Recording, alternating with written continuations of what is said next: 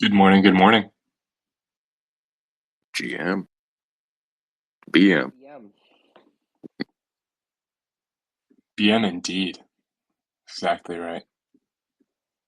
we'll see if Chris's mic is working here. Hello, hello. Can you hear me? This is so weird. Has It shows has Chris's mic mic ever and not been working? usually there's no mic check. My AirPods are kind of not great. That's the one thing. It's so weird. It shows you guys as listeners still on my screen. So I'm just gonna have to pretend like the mic lights up when you talk. There you go. Well, gotta love Twitter Spaces. There's always something. But I'm glad everyone was able to at least get on stage. Everyone seems to be able to hear everyone. Mics are working, so that's a win. I'll take it. Cool. We'll give about a minute for people to join up. Jack, how are you doing? How are you back from Toronto yet? Yeah, doing well. Can't complain. It was a great time hanging out with some Bears IRL last week. But yeah, it's also good to be back grinding away and in the work stuff, and excited to chat a little bit about Curvance and Berachain and the overlap. Yeah, super excited about that. I know you've been scheming with Mai for quite some time now. So excited to kind of jam on this with the community and also get Curvance testnet in the hands of everyone too. So we can talk a little bit about that. But let me kick us off here. Hey everyone, it's Tay from Curvance. I host these spaces regularly, so I'm sure you are familiar with my voice by now. But we're super excited to be here with Jack from Berachain to chat a little bit about building on Berachain. We're going to chat a little bit about Bardio V2 and Curvance's deployment onto the Berachain testnet. And we're also going to talk a little bit about proof of liquidity, the tri-token model, and we'll see if we can get down to the bottom of the blockchain trilemma here. But it's super interesting stuff. I'm sure folks have heard of Berachain by now, but Jack, maybe I'll just kick it off to you to give yourself a quick intro, let folks know what you do at Berachain, and maybe like the very high level elevator pitch of Berachain. Yeah, no doubt. Hey everybody, I'm Jack. I'm head of DeFi at Berachain. Berachain is the first proof of liquidity chain, and so it's something we actually expect other chains will work on top of moving forward. But basically, from a technical perspective, Berachain is trying to really address like economic alignment, right? And so in this universe where a lot of chains are really focused on like how do I make a chain go faster, Berachain is really about like how do I drive value to users and applications on a chain more directly. Um, and so super high level, Berachain is fully EVM identical. What that means is like it runs ETH2 execution clients out of the box, which means from a developer perspective, it's really easy to deploy onto. And from a technical perspective, really the way that it works is the block rewards that validators would normally get for arriving at consensus in the network by default to go to applications. And as a result, like it forces validators to work much more closely with users and dApps than they have in the past. Applications can incentivize validators to direct those block rewards to their liquidity pools, which in turn gives a lot of network effects on solving cold start problems and bootstrapping liquidity in new applications. And then from a user perspective, there's really only like one way to participate in network upside, and that's by providing liquidity onto the chain. And that's really why we call it proof of liquidity, is because at the end of the day, the value in the network goes to the people that actually contribute the most value in the form of providing liquidity. And once that liquidity provision happens, you receive Bear governance token, which can then be delegated to validators. And the more Bear governance token a validator has, the more block rewards they control, the more profitable it is to validate, the more applications can work with them to direct those block rewards. And so you get a really virtuous cycle there. And at the end of the day, it all comes back to liquidity. And I guess like the super easy comparison to help make this clear is like, in a normal proof of stake network, validators are incentivized to validate the network regardless of what economic activity is on the chain, right? If applications are successful, they still get paid. If applications are unsuccessful, they still get paid. If users have a terrible time, they still get paid. The validators still get paid, right? And so that obviously isn't ideal, because you want a system in which success is created by people working together. And that's really what Berachain does at the end of the day. Is it makes it such that, in this universe where everyone is kind of trying to make their L2 L1 token as valuable as possible, they do it kind of sometimes at the expense of applications being successful. Whereas for us, the only way the chain is successful is if we make the apps on top of it successful. And so you get incentive alignment done in a codified way at the core chain level. Love that breakdown, and excited to dive into pieces of all of that, because there's a lot to unpack there. But yeah, it's really interesting how you guys have kind of taken a builder for first approach, and love kind of the embedded incentive games and coordination games. I think it's going to be something to watch. I'll kick it off to Mike to give a quick intro of himself, and then we'll shift it off to Mai for maybe an intro and like the high level pitch of what is Curvance. Sweet, that sounds good. Hey, my name is Mike. I'm one of the co-founders at Curvance. I sit more on the strategy, marketing, and administrative side of the business, BD work. Basically, I'm the non-technical guy. So don't come at me with any engineering questions. But yeah, we have a good time. We've been building super hard for a long time, and excited to start shipping out some cool things here, especially with the Berachain folks.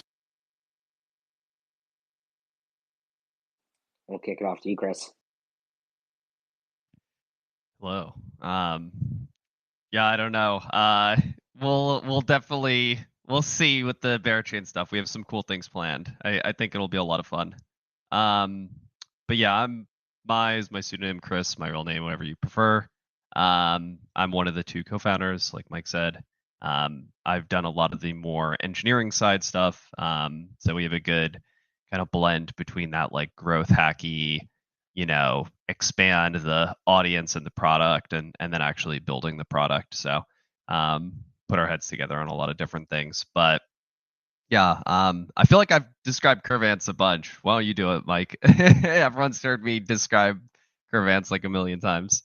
All right, cool. Yeah. So I always use the Google Flights example. So basically, Curvance is to DeFi what Expedia and Google Flights is for the travel industry, right? We're basically trying to reduce the amount of tabs that you have open just to do basic DeFi, functions, like providing liquidity to a DEX or staking, LP token on some yield aggregating platform or governance layer. So essentially, like we're taking the entire flow of this complicated industry, packing it all into one user interface, and providing a lot of really cool tooling that allows you to do a lot more with those positions than you could on a multitude of other places spread around. So that's kind of like the high level. It's a simplification of DeFi itself.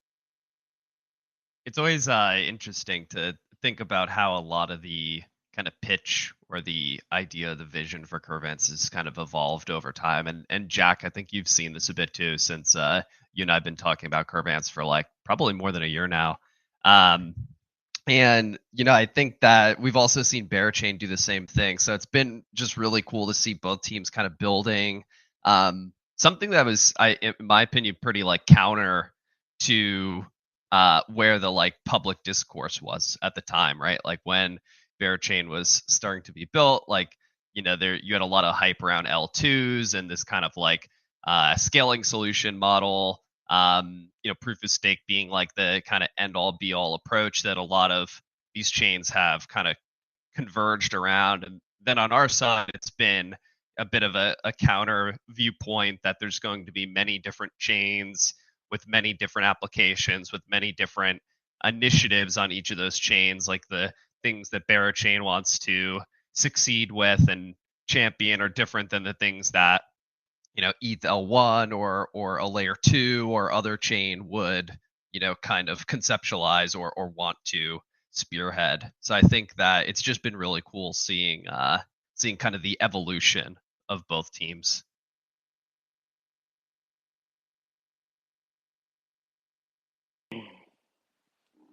Yeah, I'm excited to see both go live. I remember back in the day when Berachain was very it, no one really knew what it was at first. It kind of started as a meme, and it really grew into this like really solid DeFi narrative that I'm really quite excited about. So Jack, maybe we can start there. Is like, what exactly is Berachain? What's the problem that it solve, and like, how does it, differentiate from other ecosystems? Yeah, and so I touched on some of this stuff already. So I'll try not to jump too deep into the things I just chatted about. But Berachain's really trying to solve, I think, a couple things. One is like, how do you sustainably generate deep liquidity on a chain at scale? Two is, how can you take a more agnostic approach towards paternalism and like really try and generate best in class yield on a wide variety of different assets and support like um, a lot of really cool different trade structures and product structures underneath the hood. Three is, how do you create economic alignment across three core groups, which are validators, users, and applications. I think this is something that like a lot of chains have really failed to do, right? Like if you kind of unilaterally focus on the tech, you'll see these like new L1 launches that, if they're at $5 billion FDV and 10% proof of stake yield, they're paying their validators $500 million a year in token inflation to secure the network. And then oftentimes you'll go look at the actual like DeFi or chain usage, and you'll see like $50 million of TVL.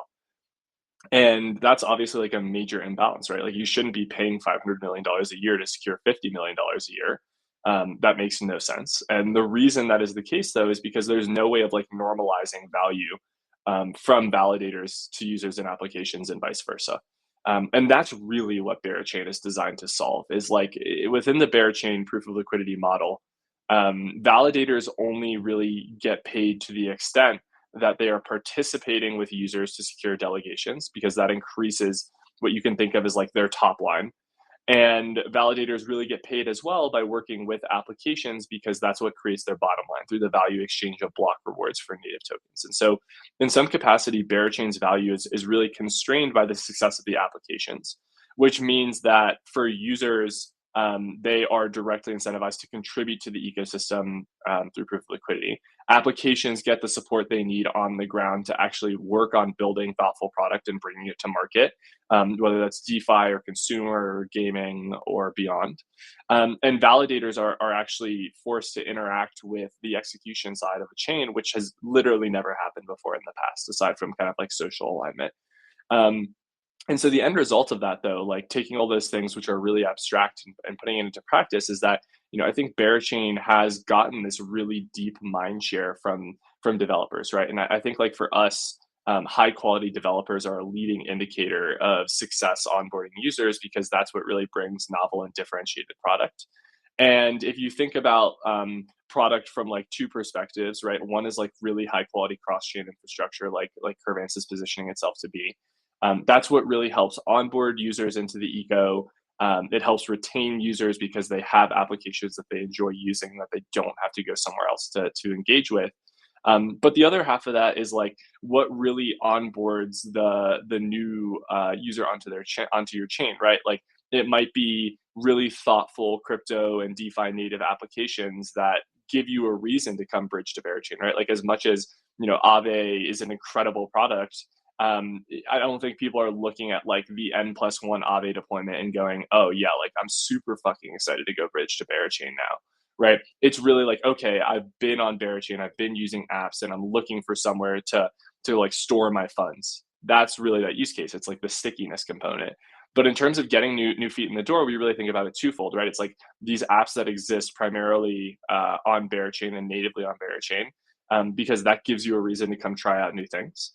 And two are these applications that like really grow the total pie in crypto. And for us, that I think a lot of those will be these consumer-facing applications like Puffpaw, which does kind of vape to earn style stuff, which is really interesting. Like the model is the more you kind of like quit nicotine, the more you earn, and then they're able to monetize that data to healthcare companies to show like how much nicotine people consume, and then how to get them to quit effectively.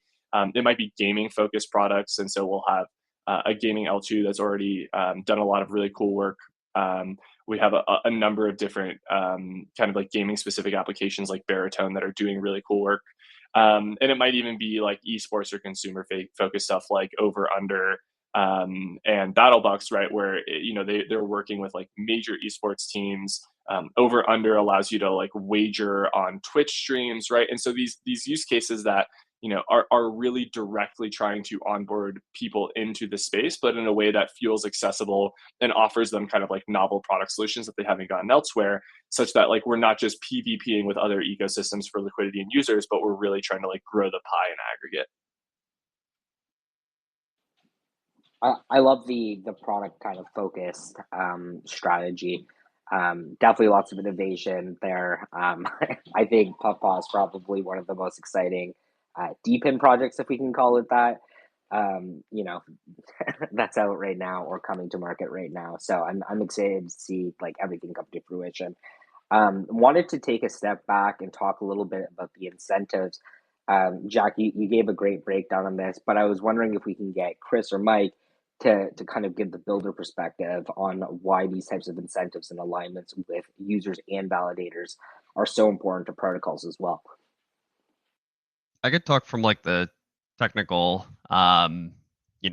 incentive tokenomics side, and then Mike, if you want to follow up on it at all, feel free.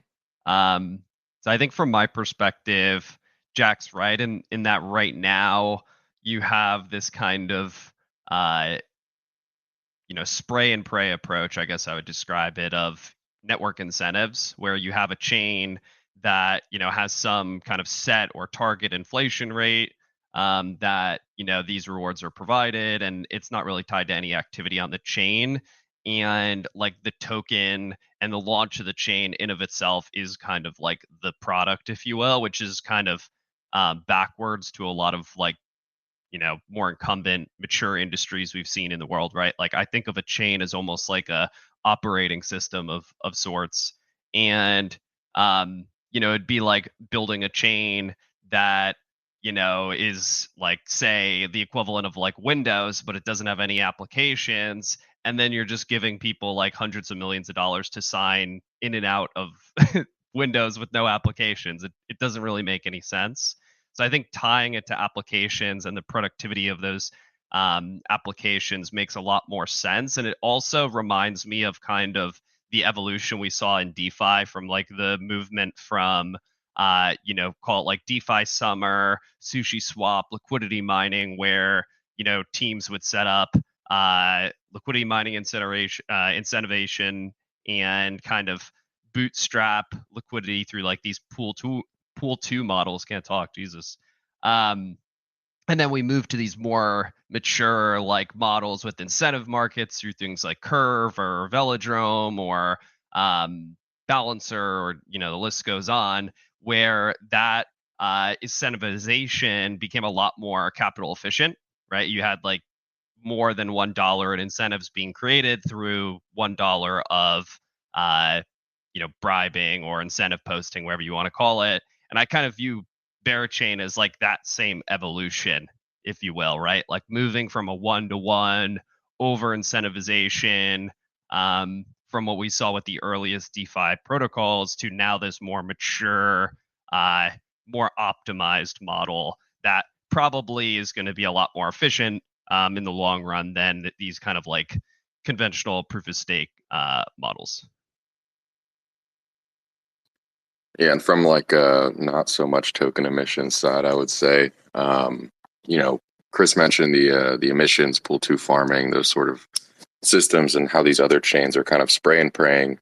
We've spent some time and built tooling to where Curvance protocol can value from that spray and pray approach, right? And by extension, the community can benefit from that. through the vote escrow system and stuff. But with Berachain, it's more of a direct, I would say, benefit to the protocol, right? Because if we're able to capture a lot of LP positions or just liquidity in general that route through Curvance on Berachain, well, that ultimately increases protocol fee distributions, right? It increases liquidity depth and creates some cool incentives for basically lending out stable coins or expanding like opportunities for leveraging assets on Curvance. So I'd say it's a very cool approach that we haven't seen at all, that directly benefits Curvance and helps with the rest of the system as well, adding value to it. It's really kind of interesting to see how DeFi incentives have kind of evolved since those early primitive days. Jack, I'm wondering if you can dive into proof of liquidity at a high level, but more specifically the tri-token model that Berachain uses. Sure. Yeah. So the tri-token model is maybe even a little bit of a misnomer, to be honest. There are like kind of three tokens at the core of the chain. Only two are really relevant for proof of liquidity. The first token is Honey. Honey is a chain native stable that isn't doing anything crazy, right? Like we're not doing like recursive or algorithmic backing the way we've seen in the past. But it's really just like a liquidity defragmentation tool, right? And so in this universe where you might have like USDC and PYUSD and some of these other like really high quality stable assets, and you might even have like multiple different versions of USDC coming through a couple different bridges potentially, right? You might like, I think the easiest example of this is looking at a lot of Cosmos chains, and you'll see like 10 different USDC pools.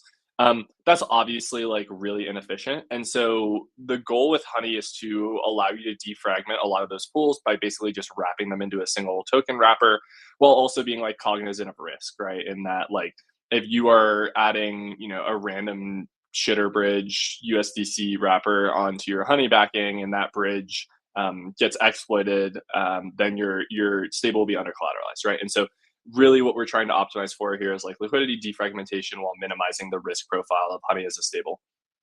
The real two tokens that are kind of at the core of proof of liquidity are Bera, which is the chain gas token, as well as the stake token. So, if you're spinning up a new validator, you stake Bera into that validator. And then BGT, or Bera governance token. BGT is really what makes proof of liquidity work. So all block rewards and really all inflation on the chain is done in BGT. BGT as a baseline is a non-transferable token. And it has like two things that you can really do with it.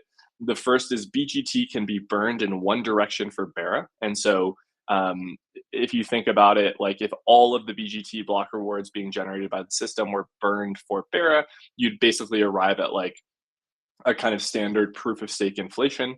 And that only works in one direction, right? So you can't ever, swap your Bera to BGT. Like I said, the only way to acquire BGT is actually to provide liquidity to the chain.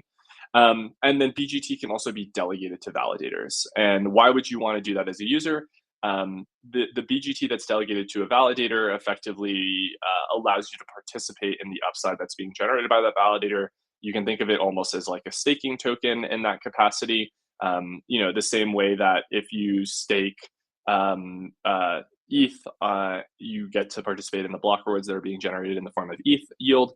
For BGT, it's very similar, but instead of getting more BGT in return, you instead will get the token emissions that applications are incentivizing validators with, right? And so I recognize it might be a little bit hard to follow just listening, but if you want to dive in more and see some diagrams, by the way, just go to blog.berachain.com, and there's a lot of information there. And validators really want BGT because the size of their block rewards, right, and that's like their top line revenue, is directly linearly influenced by the amount of BGT that they have delegated to them. And so that's why I say validators need to work with users, because at the end of the day, their profitability will be constrained by the amount of BGT that they have delegated to them. And then validators work with users, where someone like Curvance might have a liquidity pool that they want to incentivize. And rather than putting emissions on it directly, what they can instead do is set up a gauge at the chain level. And then rather than directing emissions directly to it, they can instead direct emissions to validators. And let's say they put $100 of emissions on the pool. They can specify that they will accept no less than $120 of BGT emissions on that gauge. And so as a result, you're getting 20% better capital efficiency as Curvance for running within the system. And then validators will take some theoretical Curvance token that may or may not exist down the line, take some small commission rate off of that, which is how they get to profitability, and the rest gets distributed to the users that delegate to them. And so as a result, like, you can get to a lot of really interesting different economic metagames as well under the hood, where applications can try and min-max the efficiency of their spend. Users can delegate to validators that like to participate in different gauges or verticals, right? And so some validators might be generic economic optimizers. Some validators may choose to only incentivize DeFi projects or only incentivize gaming projects. And then by delegating to them, you might get an index token, basically basket of the gaming or the DeFi projects on Berachain. And some validators may even choose to take all of the incentive tokens that they receive from applications and swap them into Honey. And then now by delegating BGT, you're getting real yield in dollars. And so depending on what sort of risk, what sort of return profile, what sort of verticals you like, who you like from a social perspective, right? There's a lot of different ways to optimize the system from every side or every kind of actor. Love that breakdown. Wish you had a whiteboard, but yeah, highly recommend everyone go check out the Berachain vlog. But I think it's a super interesting model. To me, it kind of feels like it's the evolution of the tokenomics, especially at the chain level. Chris or Mike, would love to hear what you think about that, because I know we've come up with our own kind of VE model at Curvance. And seeing kind of these two systems work in tandem, I think it can be quite powerful. Any Well, I was general going to thoughts? talk a little bit about the side of that kind of incentivization and the individual choices that these different teams will make. I just thought it was interesting, and it actually ties into your question there, Tay. From our perspective, we wanted to build a full stack that kind of unified the opportunity set for protocols and chains. So what I mean by that is, we're able to capture like the full native yield of any position, whether that be, an LP token on a DEX, some sort of taking the other side of the trade on a perpetual platform versus, perps traders, LPers in a order book protocol that, makes a market, or like any of these different opportunities, interest-bearing stable coins, basis trades, whatever, capturing like that opportunity set natively into the position so that it reinvests 100%. But then also having, our own customizable gauge system for users to basically vote on rewards to either the deposit side, i.e. like external, capital deployments, I guess, to these different platforms, or even just more basic tokens that can sit in a smart contract versus like lending positions. But then there's this third layer that we built called our partner gauge system, where now teams can basically post permissionlessly their own liquidity mining operations, akin to like a sushi swap or something like that from DeFi Summer, but now it can be for any position, any duration, in any approved token. And then just kind of thinking about how BGT Station and a lot of the incentive posting for Berachain works, you actually could really easily integrate that into the native piece of the stack, and then capture a lot of other opportunities as a protocol, right? You could kind of look at the back of the napkin math and say, okay, I get the best bang for my buck posting rewards to validators, or to BGT delegators right now, and then maybe the economics changes a bit, and now the best way to provide incentives is through like the Curvance platform and the Curvance layer, or eventually maybe that gets optimized out and it becomes best to just stream incentives on top in your own liquidity mining operation. So you kind of have this integrated stack where different applications can look at what the best opportunities they have available, and they could get it all in one place. So I think it's just pretty interesting to hear about the Berachain model and how it kind of like, even though it wasn't, when we came up with the model, there wasn't really any public information on proof of liquidity or any of these systems, but it just kind of naturally folds in really nicely.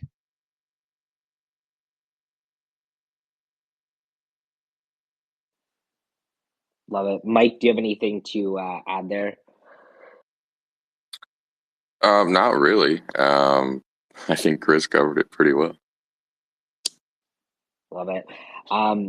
Yeah, Jack, I know you've spent a ton of time thinking about kind of these incentive and coordination structures. Would also love to have you back on at some point in time to talk a little bit more about the sync as well.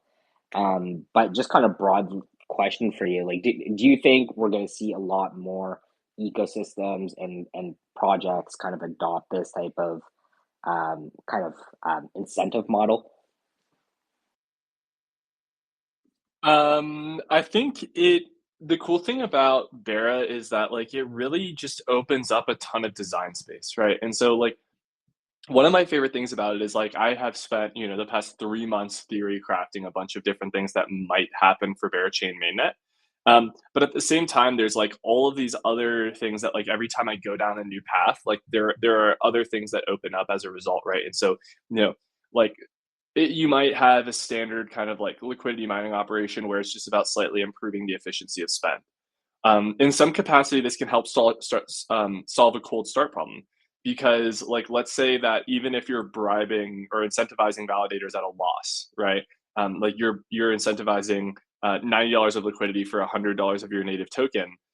That can actually help solve a cold start problem because if you think of the way like liquidity mining works and you assume that like some meaningful portion of the people providing liquidity into that pool structure generically are going to sell your token, right? Like that dilution happens on an ongoing and compounding basis versus like if you lock in an exchange rate with a validator, um, one, like you're kind of like, you know, basically hedging some of that downside risk. But two, you're also basically expanding the addressable market of people that might be interested in providing liquidity into a new application, which, usually you might have to put insane rates out there to attract the initial liquidity because it's in a token that people are unfamiliar with or for a project that people are unfamiliar with. Whereas, if you lock that in, and instead your emissions are functionally on like BGT on that liquidity pool, that's basically like the chain native asset, right? And so the end result of that is like the universe of people that would be willing to provide liquidity to that pair probably goes up really, really meaningfully. And so you're able to like onboard a lot more users really efficiently in the early days, lock in an exchange rate, and it may end up still like net being value accretive just because you're able um, to do this in a way that's like much more scalable and sustainable. There are like these really cool models that I've been thinking about where like an application could basically tokenize its ongoing fee generation, right? And so, Curvance has this VE model where fees are generated and go back to token holders, right? Well, someone could build on top of that and basically say, okay, I have like a huge stack of VE tokens, or Curvance themselves could do this and say, all of the fees generated by these VE tokens for the next 30 days are represented by this like vault share. And I'm actually going to use that to incentivize validators, right? And then as a result, one, you have like organic traction. So like as the fees from the application scale, the amount of incentives going to validators grows. So the amount of liquidity in the application grows, which means you can support more volumes and fees. And so you get like a pretty nice self-sustaining flywheel. But two, it also means that like the validator can take kind of like opportunistic bets. And so like if there's a Curvance aligned validator, they might look at it and go, okay, Curvance is asking for this. But I think like their offer is really good. And so I'm actually even going to give them a little bit more than they asked for in the form of BGT emissions because I think I can double their liquidity, which might double their fees and really make these assets that they're giving me significantly more valuable than they had realized. And then from the native yield component, right, you might be able to do something like as the liquidity pool grows, the total top line amount of native yield that's being generated by that liquidity pool scales. And if you skim a portion of that off the top and use that to incentivize validators on that liquidity pool gauge, then all of a sudden now you also have another really sustainable way of generating liquidity at scale there. And so I think like the really cool thing for me is like just the sheer amount of new levers that you have to pull, and like whether you're running vote escrow like lock token fee bearing models, whether you're running kind of like standard, DeFi generic utility tokens, whether you're an equity business that's focused on native yield as like a primary method of monetization. Like there's really something out there for everyone at every stage of the life cycle, and there's different trade-offs that you can make, and it's not just like a pure economic system, right? There's also a lot of social alignment. We're working on helping facilitate like peer-to-peer OTC transactions, but making them verifiable and transparent on chain. All these like really cool feature sets that really just like mean that shrewd builders that understand a lot of mechanism design will just have more opportunities to create value for their users. Yeah, I think the I amount of saw levers. your tweet on that last night, Jack. I think I remember posting something about it on the fee generation side, like tokenizing Yeah, I saw that. that your C token idea. Yeah, and the cool thing, Yeah, right, is like yeah. that just came out of when I was in Toronto last week. We had a day where it was like come up with it and pitch an idea for a Berachain product, and like that was something that I came up with, and my team and I designed over the course of like 5 hours, right? And so that just shows how low hanging a lot of this product stuff is, right? Um, and so like the end result of that, right, is like there's a lot of different ways to implement it and design it. And so someone like Curvance could have a slightly different implementation that works really well for the existing Curvance model than someone that's running like a DEX might. I think the big thing too is also just designing applications in a composable way, right? Like one of the things that we intentionally did was like we made sure that like all the like relevant data points that you might need to integrate a Curvance asset or position or just the tech stack in general are all like safe to pull and easy to integrate. And then also making sure that like these systems are modular in the sense that you could use one piece without having to rely on other pieces. So when we have things like, this kind of natural exchange rate going up or can be revised down, in cases of like bad debt or something like that, there's an opportunity to integrate into a lot of these more like structured products that we ourselves might not build, but like if someone like Pendle or some other platform wants to strip out like the yield and create these kind of like second order derivative products like i.e. like a principal token, a yield token, it makes building like the things that you're talking about like really easy to integrate, right?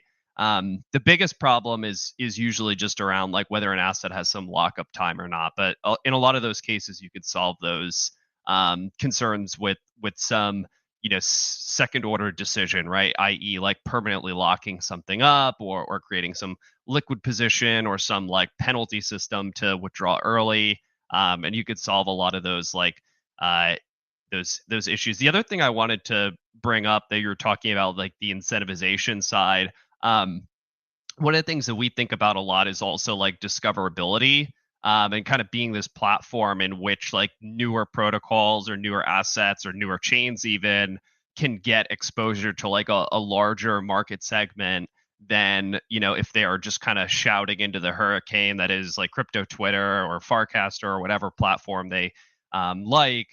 They in a lot of cases can have these very high opportunity different assets or positions or applications or whatever you want to really think about it as, but it's hard to get in front of people, right? And I think that's one of the things that the Berachain system actually helps a lot with.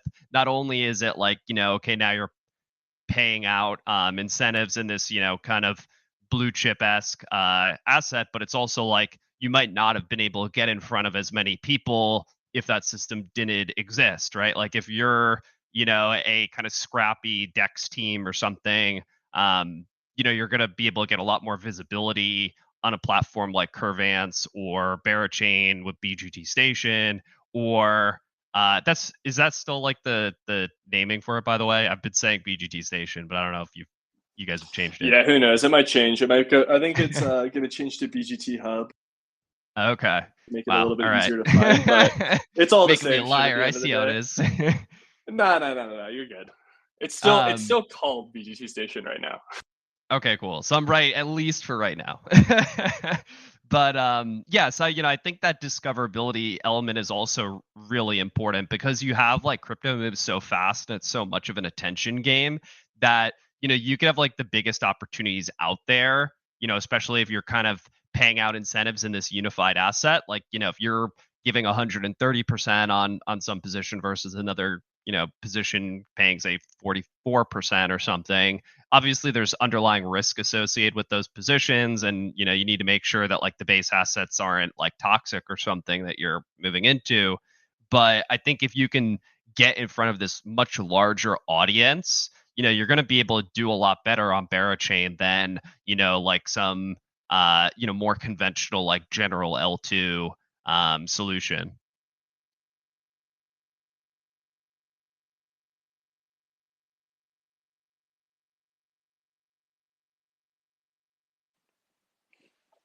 Yeah, it's definitely a out of the box approach that seems quite well aligned with builders and kind of where incentives are heading as well.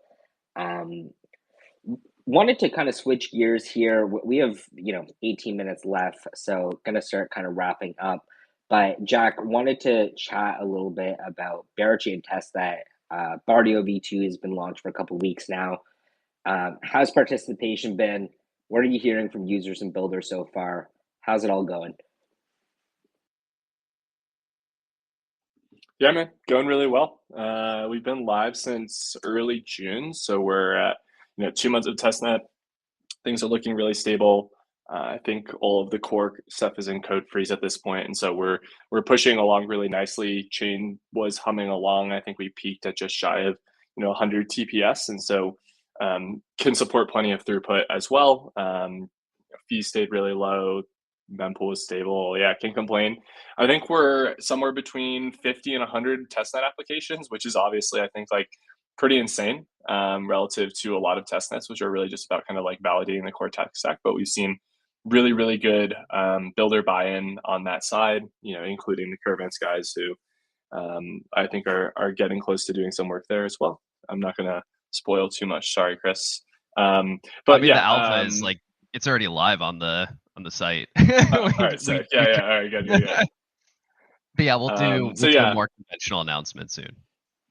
yeah, and so yeah, we're really excited about getting more and more teams live here over the next bit, pushing into mainnet, which is starting to come up here pretty quickly, and I think you can expect to see a lot of new application and product launches coming up here, continuing through mainnet, where we're looking towards I think like over 300 applications coming live, and continuing even like I think like if there's one thing I hope to have kind of emphasize today, it's that everything we do we're really trying to do thoughtfully in a differentiated way. We're not just trying to spit out the same exact products that everyone else is already building, and as a result, like I think end to end on like a chain launching process, you should be excited about and be ready to see things coming to market in a different way than you've done in the past, and hopefully in a way that is more thoughtful and more transparent and beneficial for both the users and the dApps building on us.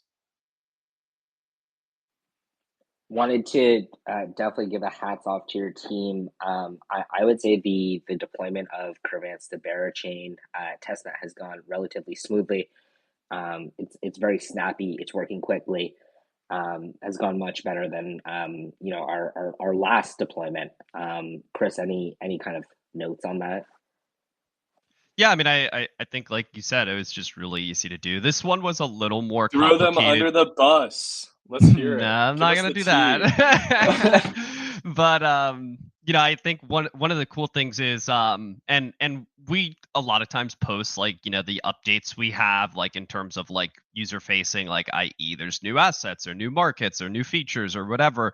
But there's also like a lot of changes that happen behind the scenes. Like we got the Curvance API together where now like external integrators, or even ourselves can basically query all the like data we store and cool things like that. But one of the things that I think is interesting is that Berachain is the first chain that we actually integrated with like the kind of end product of how you interact with Curvance, which is we have this kind of native multi-call solution, which I'm not going to get too in the weeds on the technicals, but it's kind of similar to how Uniswap handles things like NFT positions and V3 and a lot of these more complicated composable actions. So we can't do everything in testnet since some of these like infrastructure providers aren't on there just yet, like off-chain solvers, like you don't have like any of the like 1 inches and pair swaps and these types of things because there's nothing to really aggregate on a testnet, right? We You do have have an bunch of aggregator.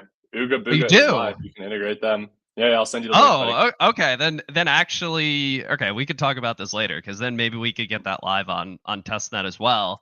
So then maybe it's even alpha. But what I was gonna say is, the multi-call functionality means that you could build really, really complex strategies in a single transaction.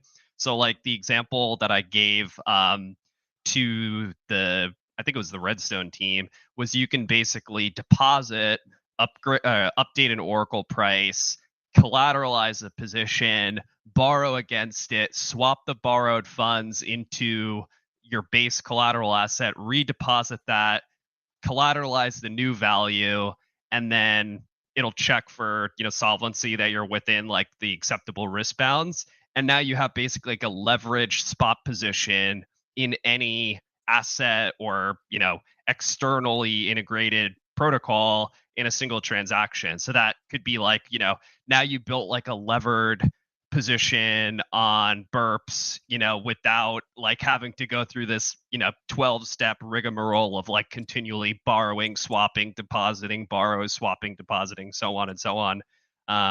So that kind of multi-call functionality is now live on Berachain, which I thought was pretty cool, just because it was a huge pain in the ass to get properly integrated in like a easy to use manner.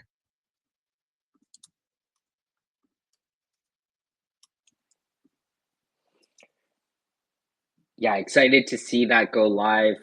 Definitely looking forward to some of these other integrations that we're working on Berachain as well. So if you're listening, yes, you heard the alpha. Curvance is now live on Bardio V2. For those paying attention, we do have a formal announcement tomorrow coming out at 10 a.m. Would love for folks to come celebrate it with us. It's a big moment. Super excited about this, and it's our kind of foot in the door in the Berachain ecosystem as well. Jack, just one last kind of question here before we wrap it up. One of the things that Berachain has like really excelled at is like ecosystem building, creating this like really fun, engaging kind of the ecosystem that people want to be a part of. Would love to know kind of like your thoughts on like, how you created that success, what the team did to really curate this environment.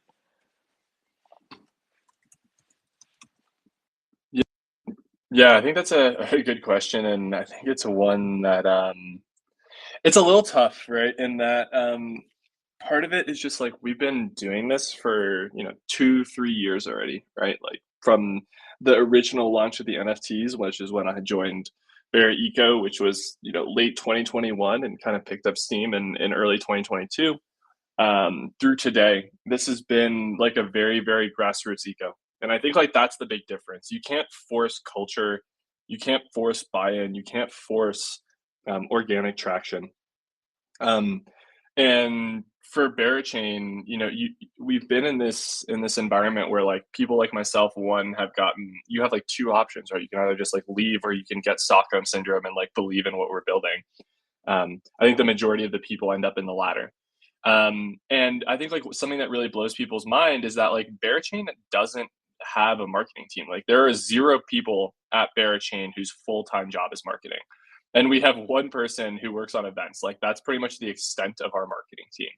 And so, we're not going out there and like paying KOLs to activate us. We're not going out there and paying groups to post about us on Twitter, right? Like when you see stuff about Berachain, it's organic grassroots traction. Like it was so cool when I was in Brussels and I would go out there and you would go to all of these Berachain ecosystem events and people would ask us like, oh, how much did it cost the foundation to do this, or how did you get them to do this? And I was like, I had nothing to do with this, right? Like we are simply grateful to have an ecosystem that's as passionate about what we're building as we are. And they go out there and try and share that love externally and educate people, which I think is why Berachain feels a little bit different to a lot of builders and to a lot of people on the outside, right? Like it might be a little bit confusing. You might be unsure if it's real or not. I think sometimes that works to our benefit because I always like to joke that Berachain is the reverse DeFi mullet, right? In this universe of people that kept telling you you have to be Web2 in the front, you have to be buttoned up, you have to be trad and hide all your crypto behind the scenes, hide all your blockchain integrations in the back, right? It shouldn't ever be visible to the end user. I think there are elements of that we buy into, especially on the consumer side, but I think Berachain is really kind of the opposite of that, where like as an organization, as a company, as a decentralized group, right? Like we are crypto in the front and like unapologetically so, right? Like we are all of the stupidity of crypto, we're all of the innovation, we're all of the part that the things that got us involved in this space, right? And I think like having that sort of collectivism and not being ashamed of it is really exciting for a lot of people, and it feels very unique, especially in today's day and age. And so that's like a part of it. But then I think the other part of that is recognizing that like having culture and being crypto native is not sufficient, right? Like, you could argue meme coins do that as well. But that doesn't mean that you don't have to create really thoughtful product. You don't have to build out really good relationships and create value for builders. You don't have to actually deliver users things that they want to use in a way that feels exciting to use.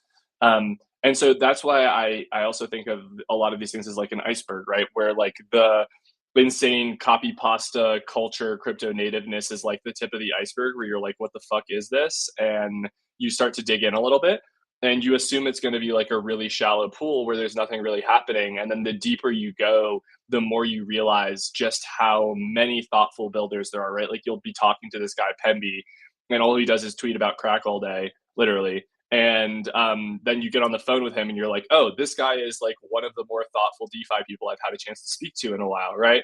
And so that's really, I think, like what makes it very fun and accessible is like you can get involved really easily, right? Like you can sit there and copy pasta, you can get the basics of proof of liquidity, you can meme with friends.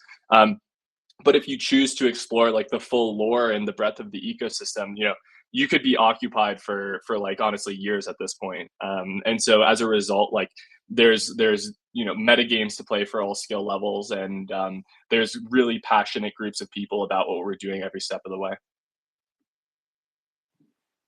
I love that. Love your approach. Love the DeFi mullet analogy. And yeah, I think we're going to have to see some Berachain iceberg ecosystem graphics too.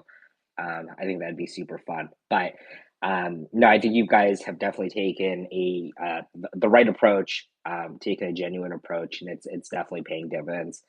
As we wrap up here, wanted to leave some space just to ask, what can people look forward to? How can they get involved? Where can they find you? And I'll kick it off with Chris or Mike. Want to go, Mike? I've been talking a lot. What was the question there at the end, too? How folks can get involved, where they can find you, what's coming up next. Okay. Yeah. So, obviously, we just launched Berachain testnet. It's live on the site. We've been in private testnet this entire time. It's a cool announcement coming out tomorrow. I would say get in the Discord, get involved, get out of that waiting room and into the general chat. I also want to give a shout out to the Curvance community for continuously showing up to all these different events and engaging. You guys have been absolute legends, to Jack's point around organic community growth. We have seen absolutely astonishing numbers.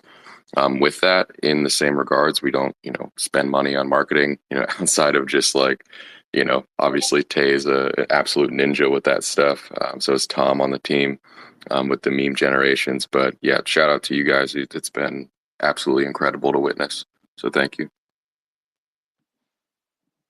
Yeah, I wanted to give a shout out to all our mods too, who's been helping troubleshoot people through the new testnet releases and all that. You guys are awesome.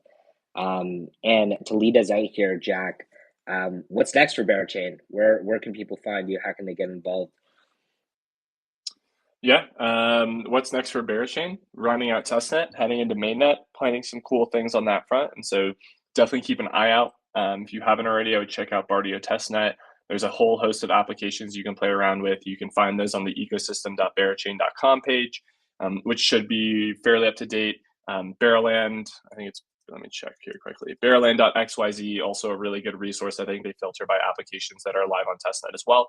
So if you're looking to get a foot in the door, go nuts. You don't need to download a new wallet or anything. You just add a new RPC endpoint to your preferred EVM wallet of choice. Excited for the Curvance announcement tomorrow. I think it's one of the more fun videos that we've had a chance to put together. And so shout out to Sunbera. If you're looking to stay on top of more things Berachain, follow me, follow Smokey, follow the Berachain Twitter account. Stay on the lookout for new blogs. We try and do spotlights on different verticals from time to time. Should be a lot more soon to play around with. And thank you all for joining, and appreciate the Curvance folks for hosting. Appreciate your time, Jack. It's been a pleasure. Folks, make sure you give Jack a follow. Make sure you give Berachain a follow if you aren't somehow already. Tune back in tomorrow, 10 a.m. EST. Big announcement coming out. I think everyone will like the video. Appreciate Sunbera for helping us out with that too. But otherwise, check out testnet. Lots more coming, and we will catch you all next time. Appreciate you guys, and take care. Stay floppy. Thanks, guys. We'll see you. Have a good one, everyone.